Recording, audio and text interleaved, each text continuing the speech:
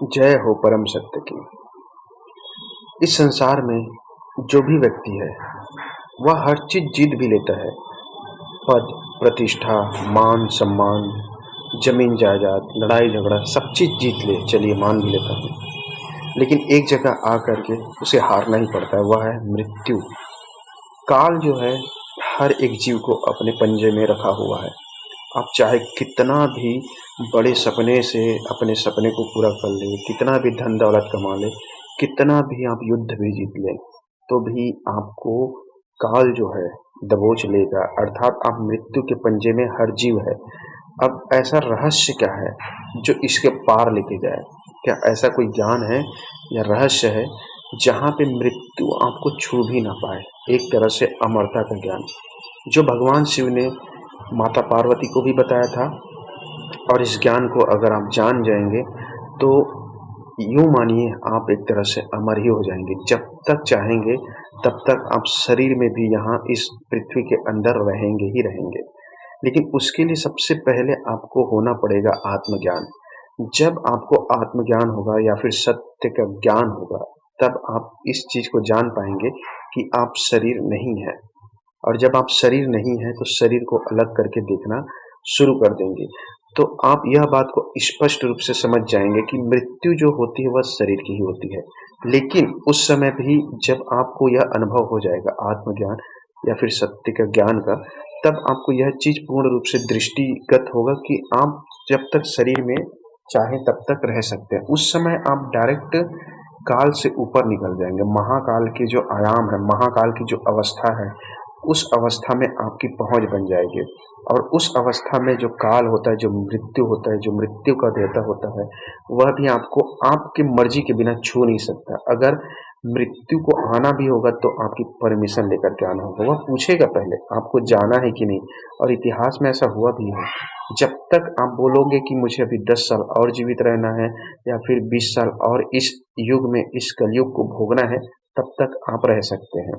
लेकिन उसके लिए आपको उस कर्म को, उस आयाम को छूना होगा जो महाकाल है।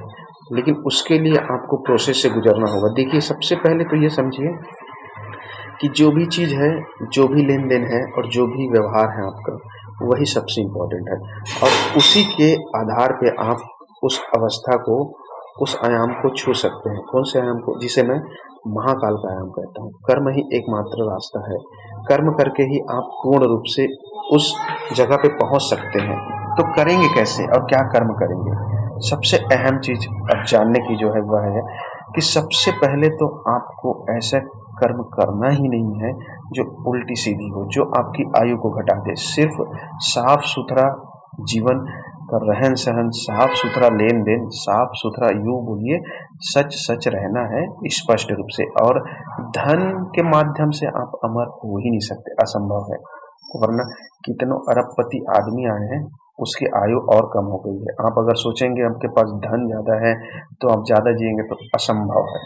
सिर्फ एक ही रास्ता है अमर होने का। या फिर अमर होने का अर्थ यही है कि आप जब जान जाएंगे कि आप शरीर नहीं हैं, आत्मस्वरूप ऊर्जा है, तो उस समय आप जो अपने शरीर को छोड़ेंगे तो उस समय भी आप यह अनुभव रखेंगे कि ये शरीर छूट रहा है, मैं नहीं छूट रहा हूँ, मैं अलग ही हूँ। वह अनुभव में भी रहेगा। और उस समय भी आपको यह स्पष्ट रूप से पता रहेगा कि आपको कब छोड़ के जाना है। अभी समय आ गया है जाने का, तो अभी जाना है, नहीं तो फिर अगले 10 साल तक आप यमराज को रोक के रख सकते हैं कि रुको, अभी नहीं जाना है।